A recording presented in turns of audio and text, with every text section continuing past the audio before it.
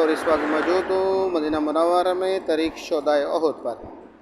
احد کے دن رسول اللہ صلی اللہ علیہ وسلم اسی راستے سے گزرے تھے اور رسول اللہ صلی اللہ علیہ وسلم اس مسجد میں آرام فرمایا کرتے تھے۔ الصبح بدا من طلعته والليل دجى من غفراته۔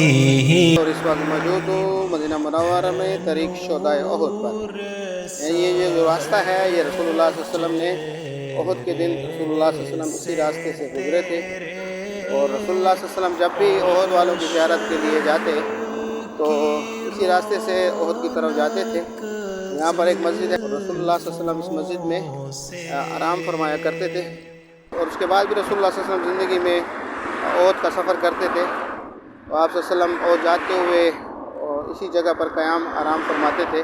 وہاں پر ایک مسجد بنائی گئی ہے، اس کی زیارت بھی انشاءاللہ آپ کو کرائیں گے۔ سے احد پہاڑ کی طرف جا رہے ہیں جہاں پر جنگ احد ہوئی ہے اور راستے میں یہ مسجد آتی ہے جسے مسجد مستراح کہتے ہیں جو قبیلہ بنی حارثہ میں واقع ہے، اور مسجد کے قریب جا کر بھی انشاءاللہ آپ کو مسجد بھی دکھاتے ہیں اور اس کے بارے میں مزید معلومات بھی دیتے ہیں۔ مسجد مستراح کے بعد جب آپ پہنچیں گے یہاں پر لکھا ہوا ملے گا کہ اس کا نام مسجد مستراح ہے، اور مستراح کہتے ہیں آرام کی جگہ کو، یعنی مستراح جو ہے وہ استراح سے نکلا ہے اور استراح جو ہے وہ آرام کی جگہ کو کہتے ہیں۔ اگر آپ مسجد کے باہر اس بورڈ کو پڑھیں تو یہاں پر لکھا ہوا ہے رسول اللہ صلی اللہ علیہ وسلم جب جنگ احد سے واپس آ رہے تھے تو آپ صلی اللہ علیہ وسلم نے تھکاوٹ محسوس کی،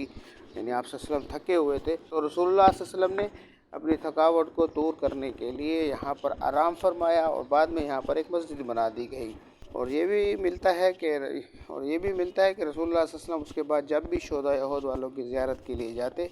تو اسی مسجد مستراح کی جگہ پر جو ہے آپ صلی اللہ علیہ وسلم جو ہے آرام فرمایا کرتے تھے۔